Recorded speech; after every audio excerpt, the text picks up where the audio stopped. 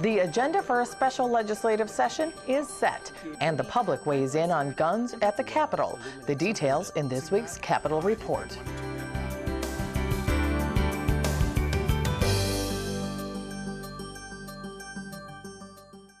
Hello, everybody, and welcome to this week's Capitol Report. I'm Julie Bartke.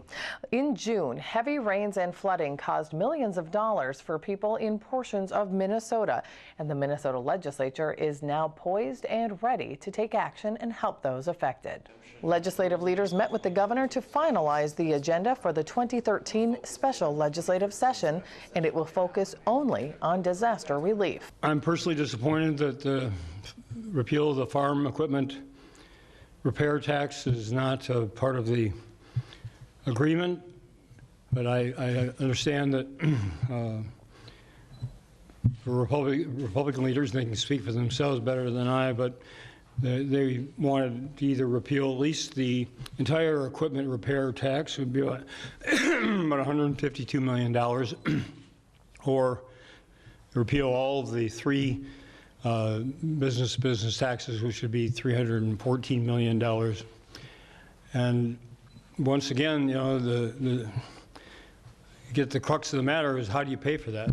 You raise revenues? If so, from whom? How much? Cut spending? If so, where? Senate Majority Leader Tom Bach joins me now to talk a little bit about the special session. Thanks for joining us. We appreciate your time. Thank you. So, Senator, let's begin with the special session. It is scheduled and limited just to disaster relief. Why the decision to focus only on this issue?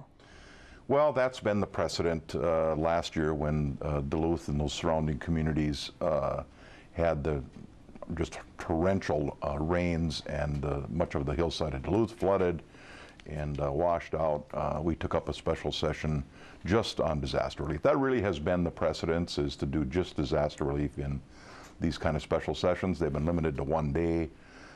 There was some conversation early on about taking a look at repeal of the farm equipment sales tax repair.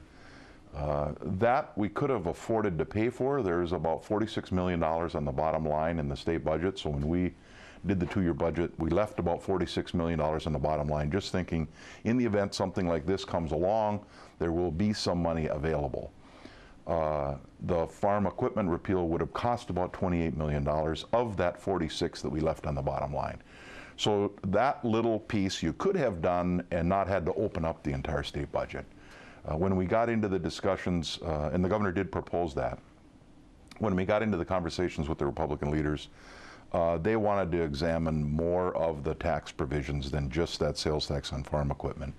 That really would have required us to do one of two things. Either use, if we were to do that, either use a piece of the budget reserve to provide tax relief, or open up the entire state budget and try to find some additional cuts or revenue to pay for the tax relief. And really that would have greatly expanded the scope of the special session, required multiple days of a special session in order to hold the necessary committee hearings that are necessary. So I think at the end of the day, we decided that the scope of it was just getting too big, and it was best to just focus on the most important pressing needs, which were the disaster relief. And you personally, are you a little disappointed that this farm sales tax repeal is now off the table?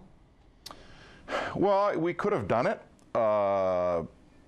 I can just tell you, just personally representing my own district, right. I did get a letter from one of our mining companies that said, hey, our sales tax is $2.9 million this year. If you're going to do it for farm equipment, what about the mining companies who are probably going to pay, probably $7 to $8 million a year in sales tax. And I've seen more and more letters coming in from groups like that. So as we kind of open that conversation and being our willingness to do what we could afford to do, all of a sudden more and more people said, well, what about my provision? My part of the economy is really hurting and it would help me. And it didn't take very long for the wants to exceed what the revenue we had available to spend was. So it really was probably the best public policy, also from a precedent standpoint, to just limit these kind of special sessions to just the most immediate pressing need. So, Senator, understanding that Governor Dayton is your governor, and of course you're going to support the decisions that he makes, Was there any frustration that he had opened the door a little bit by even talking about repealing this farm machinery sales tax and moving away from disaster relief, or were you open to the discussion and eventually fine with the ultimate decision? Well, I think the discussion was okay. As it turns out, the difference with the farm equipment sales tax and the other ones that were adopted, the other tax provisions that were adopted, is the members of the tax committee believe that because of just some coding issues with how taxes get quoted, there was a coding issue, and I think most people, when the conferees signed the conference committee report on the tax bill, weren't aware that the farm equipment repairs were now going to be subject to sales tax. So they really became aware of it after they had adopted the report, and it was just about how it is coded in the tax register. So I think there was a feeling among a lot of people that, well, we didn't really intend for that to happen, so maybe that's worth fixing. I think the others people pretty clearly understood were going to be enacted. Jump ahead, if you can, a little bit before my last question. I just want to know, what do you think we can expect early on next session in regards to some of these tax laws? Well, maybe before I take that on, let me just say, in a special session, if you're going to do a one-day special session, the motion is to declare an urgency and suspend the state's constitution, because the Constitution says the bills have to be heard on 3 different days before they can be voted on. I think you can arguably suspend the Constitution and declare an urgency for something like disaster relief. I think it's a bit of a stretch of an argument to go into a special session and, by a supermajority of both the House and the Senate, declare a statewide urgency and suspend our Constitution to take up other issues outside of the disaster relief. I don't see the urgency. Going forward, I think our ability to make any kind of modifications to this 2-year budget that we just adopted will be totally dependent on how revenue's coming in compared to the forecast. People need to remember, we build a 2-year budget. We make appropriations of how much we're going to spend, so we know what we're going to spend. But we make those appropriations based on forecasted revenue. So we put a 2-year state budget in place based on a February forecast, February 2013, of what we anticipated the revenue coming in was going to be. Now in November, we'll get another forecast of revenue, and it will compare what they anticipated in February, now more up-to-date information on the economy, and we'll see if the revenue is coming in more or less than was projected to be. And then we'll get another one in February, probably the week that we come in, the last week of February or the early days of March, that will be the most up-to-date information on how revenue's coming in compared to what we had anticipated. So the ability to make any kind of budget adjustments, either in the area of more spending, additional tax relief, which is spending, will be totally dependent on how revenue is coming in relative to forecast. If there's additional money over what they had forecasted back last February, the legislature has a number of options at their disposal at that point. We could spend the money. We could make a decision to put the money in the state's budget reserve. We could do some additional tax relief. So it's pretty fluid at this point. Very much dependent on what the November and February forecast will hold. Okay, Senator Bach, we are out of time, but we will see you back here at the Capitol 10 a.m. September 9th for the special session. Thank you.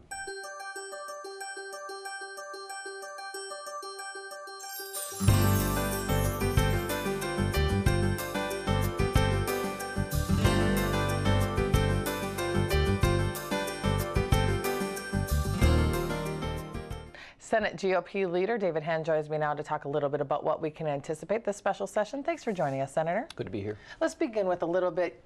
The special session will focus just on disaster relief. Of course, at one point there was some tax relief included as well, a repeal of a sales tax. Why don't you tell us what happened behind closed doors to lead to just this decision? Well, first of all, there was a broad agreement on everybody's part that we wanted to make sure we got the disaster relief taken care of. I think that was unanimous. Everybody agreed. We wanted to make sure we did that.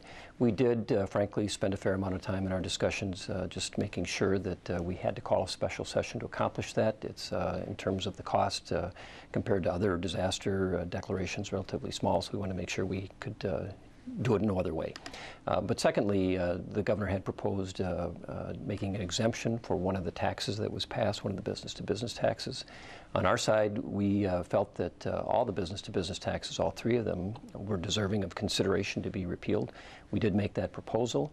In the course of the discussion, we offered to maybe just cut that down to do one of them, and I think what we couldn't agree on is exactly how to structure the budget to make that work. It seemed to me that there was an unwillingness on the part of the Democrat majority and the governor to really look at reducing spending to accomplish that. When you have a revenue stream coming in and you're going to lose that, you have to reduce the spending to accomplish it. Did the governor open the door, in your opinion, for expanding the agenda when he did talk about repealing the farm equipment sales tax? Is that why the GOP stepped in and said, well, let's talk about this warehouse tax well, as well? I think yes, because originally he'd indicated that it was going to be just disaster relief, and we had made some discussion earlier to suggest maybe we should do more, and he said no, and so fine, the governor gets to call the special session. But then he did, a week or two later, say, well, let's maybe consider this portion of it, which is only a part of one of the taxes, the sales tax on equipment repair. And he said, let's exempt just the farmers from that. And it really is hard to justify taking one group and exempting them from a tax that's going to apply to a lot bigger group. And so from our side, we thought, well, we agree, Governor, that this is a onerous tax. We agree that it is a mistake, if you will, but we agree it doesn't help the economy, and we agree that we should repeal it. But rather than make an exemption for just one sector of the people affected, let's repeal the whole thing. And that was our suggestion. We said let's repeal all three of them, the warehousing tax, telecommunication, and the third one. That total cost, if you will, is about $300 million. To do just the sales tax is about $150. We believe that that is possible to do that. If there is a will to make that decision, then we could find a way to pay for it if that's the point. So the warehousing tax, Senator Dave Thompson did hold a news conference recently where he said he does have legislation asking to repeal that tax. Would you approve if he decides to offer it during this special session? Well, anybody can introduce a bill. When you do a special session, typically you agree to start at a certain time and end at a certain time, and you also sign an agreement to say that we're not going to take amendments to the bill that is agreed to be brought forward. And so there will be no amendments offered. We've all agreed to that. That doesn't mean that members can't introduce any bill they want to, and so I would expect that there will be other bills introduced. With your blessing? Well, I don't get to decide what bills other members may or may not. But you are the leader. But I certainly of your caucus. I certainly support the repeal of that tax, and actually wrote a letter to the governor and to Senator Bach and Representative Thiessen advocating that we include that as a part of the special session agenda. So I'm certainly in favor of anybody who's calling for a repeal of that warehousing tax. I think even though it hasn't taken effect, won't take effect until April, there's no question, and I've talked to businesses that are already making decisions on the basis that they're prospectively anticipating that affecting them, and they have to plan today. And so the more that we can do to assure them that that is not going to be something that will affect them, I think that's helpful. So I support that. So I should ask you then, if you would support potentially introducing that piece of legislation, would you also support other members of your caucus introducing pieces of legislation to repeal sales taxes that have already taken effect?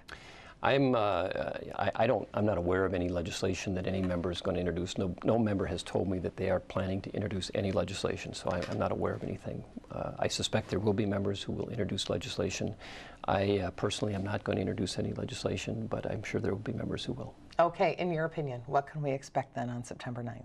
September 9th, we're scheduled to start at 10 a.m. We will, prior to that, have a working group meeting. It's a combination of the Ways and Means and the Finance Committees of the House and the Senate. They will be finalizing, if you will, or taking some testimony on the disaster bill to just get public input on that and maybe doing a little bit of fine-tuning. That bill will be put together in its final form. We will sign off on that probably the Friday before the special session begins. We will start 10 o'clock in the morning. We'll probably recess and then come back a little bit later to take up the bill and suspend the rules and pass the bill and be done sometime in the afternoon. So my last question for you then, Senator, is there any concern about some potential political backlash if indeed your caucus decides to deviate away from just disaster relief, given that there was this agreement? Well, I think I don't anticipate that there will be any deviation. The majority obviously has the votes to decide what bills get taken up in a special session. I think they understand that members can introduce bills, but only the majority can agree to take up a bill. So I think it's unlikely that any bills will be taken up other than the one that we've agreed to.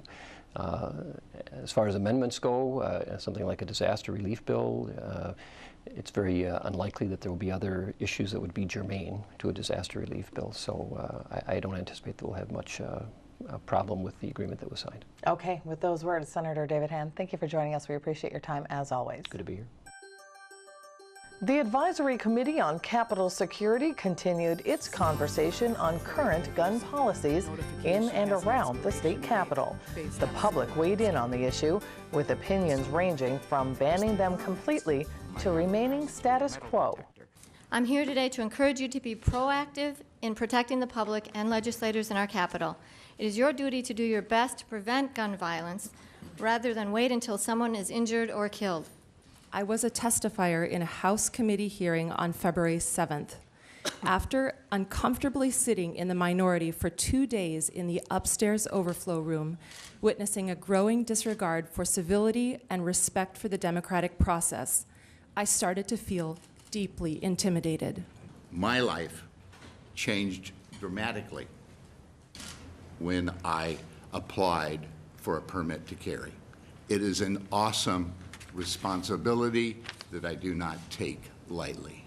The permit holders and the gun carriers who came to the hearings were incredibly, remarkably well behaved, and that there was absolutely no violence at the Capitol this session from permit holders, nor was there violence from permit holders in any previous session.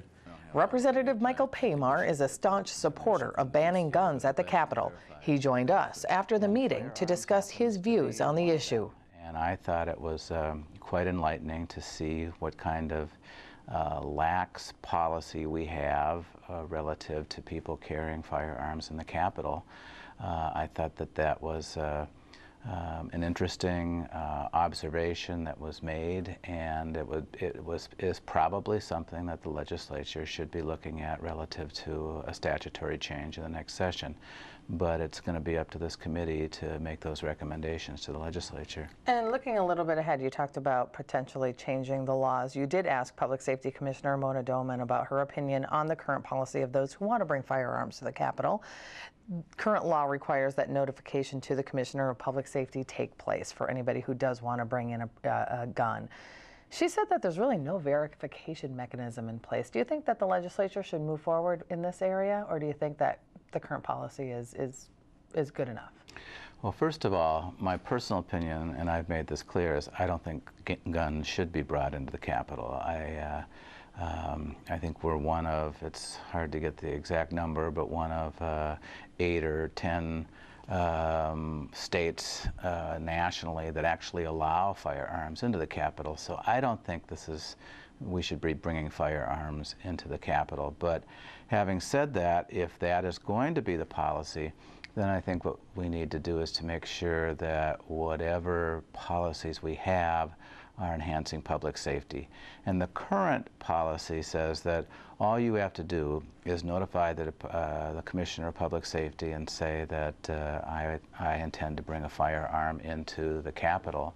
And you can bring that firearm into the Capitol in perpetuity. There's no one checking to make sure that you have a concealed carry permit, that you've gotten any training.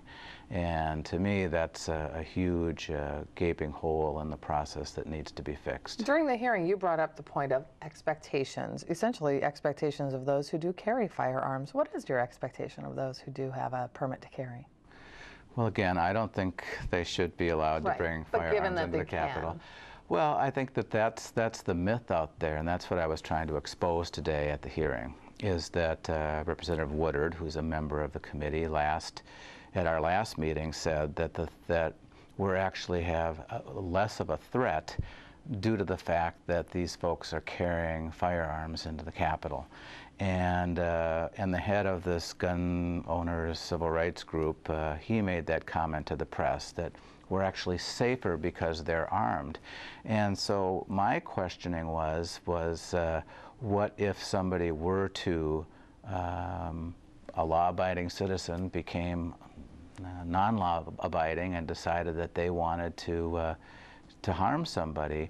Is there an expectation that the people who have a concealed carry permit can act as a police officer, get up and take deadly force against that person? And I think that the answer to that question was no, they do not have the right to do that. They have the right to protect themselves, and they have the right to protect themselves in their own household. But they, at least from the testimony today, do not have the right to shoot somebody who might be causing imminent bodily harm to another person. So that was the point of the conversation, is they say, you know, we're all safer because of them carrying, when, as a matter of fact, they really should not be using a firearm. And if they did, I would hazard to guess there would be pandemonium in a hearing room like that if somebody did bring out a firearm. And I want to say this too. If you look at the Senate chambers and the House chambers, you know, there's a huge vulnerability there where anybody can sit in those galleries, whether they're carrying or not, whether they have a permit or not. And I think there's a lot of safety issues in this Capitol that we should be addressing. So one person did suggest that perhaps guns be banned in the House and Senate chambers and hearing rooms. Is that a possible compromise, in your opinion? Well, I certainly think that would be a step in the right direction. I mean, the fact that certain legislators carry firearms on the House and Senate floor doesn't make me feel any safer.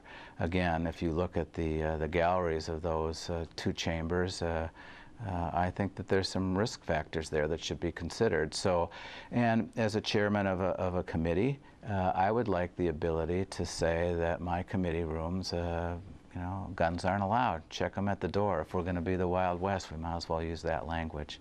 Representative Paymar, I do want to ask you, Major Bob Meyerson with the Minnesota State Patrol did testify that there hasn't been any kind of a problem or violation of this law to his knowledge. So given that, do you think these hearings are looking for solutions to something that isn't necessarily a problem right now? Well, first of all, I think it's fairly obvious from his testimony that they don't check people. I mean, they check people only who they can actually see are carrying a firearm, like in a holster. They'll check to see if that person has a valid permit. But if it's a concealed gun, they have no reason, and it's not their policy to ask somebody whether they're carrying or not. So they don't know. That's number one. Number two is that I think that that's a mistake, especially a committee that's constructed to look at public safety. I think it's a mistake to say, well, we haven't had an incident now, so let's just let everything go the way it is. Unfortunately, we are out of time. We will track this committee, though, as they make it their recommendations, and perhaps get you on at that time as well. Sounds good. Thank you very much. Thank you.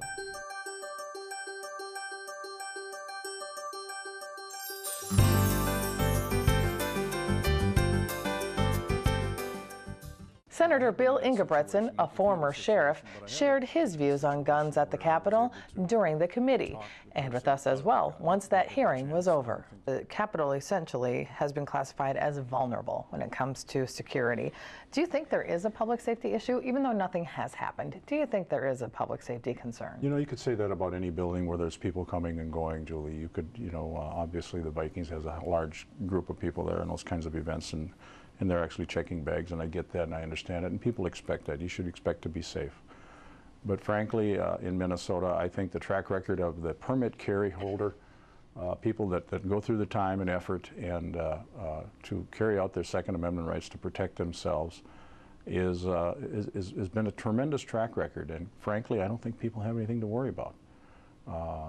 There's nothing out there to show that they have to be worried. And in fact, I would be more worried about a gun-free zone. I mean, gun-free zones so far have been tragic. There's been some very horrible tragedies that have gone on.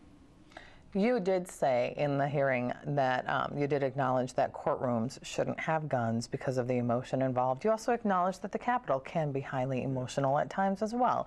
So why not have a parallel standard, as some suggest? You know, I think security is right now, Julie, beefed up when there is a real high secure area. They're not doing the metal detectors or anything like that. Courtroom security is different. It really is. Now lives are actually changed, not potentially changed. They are being changed by a judge or a jury. It's not a real fair comparison.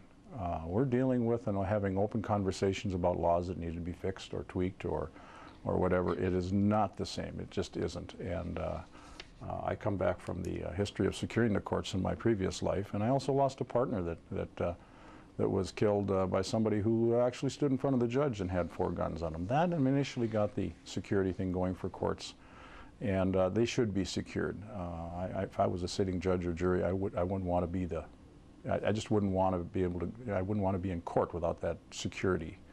But it isn't the same in the legislature. It is the people's house. Okay, well, Senator Representative Michael Paymar, excuse me, did ask Public Safety Commissioner Mona Doman her opinion on the current policy of those who do want to bring firearms to the Capitol, and essentially current law requires that there be notification to the Commissioner of Public Safety.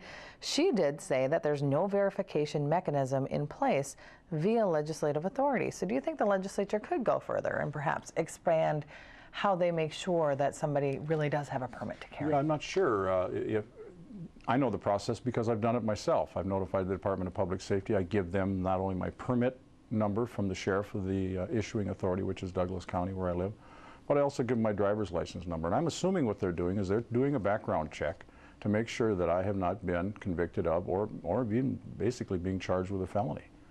I hope that that's going on. If that's the case, you know, unless you're convicted, of course, but it makes the permit null and void. And at that point in time, it would trigger a mechanism in security where the local sheriff would be contacted. That permit probably would have been called in. And security works that way. I mean, that's how it works. But what you're finding out is that the people that are law-abiding, once again, are doing it right. The person that's going to come in and do some harm, I'm not going to say it never would happen, but they're certainly not going to tell you that it's going to happen. And if I want to be able to protect myself, I should have that right. And again, the track record is there. So let's go down that road just a little bit. Do you think this conversation at this point has been a little too narrow, that the concern is too narrow when it focuses just on guns and not necessarily on bombs and other things that could cause significant harm to public safety? I think that's certainly a legitimate concern. Frankly, politics and politicians certainly do not have a very good rating amongst the general public, and I understand where there should be some more concerns. And again, if you come and testify, you should be in a safe environment. But if it's going to be a high, you know, an area where you're going to have some potential issues, then I think security should be able to check that bag, quite frankly, and ask, are you carrying a handgun? If you do, where's your permit? Senator Bill Ingebrigtsen, as always, we love having you on the set. Please join us again soon during session when I'm sure this comes up again. Thank you again for having me. It's now easier to stay in touch with activity at the state capitol. Senate Media Services is on Facebook, YouTube, and Twitter. Find the links on our homepage. So follow us and follow the Senate. That concludes this week's program. From all of us at Senate Media Services, I'm Julie Barkey. Thank you for watching Capitol Report.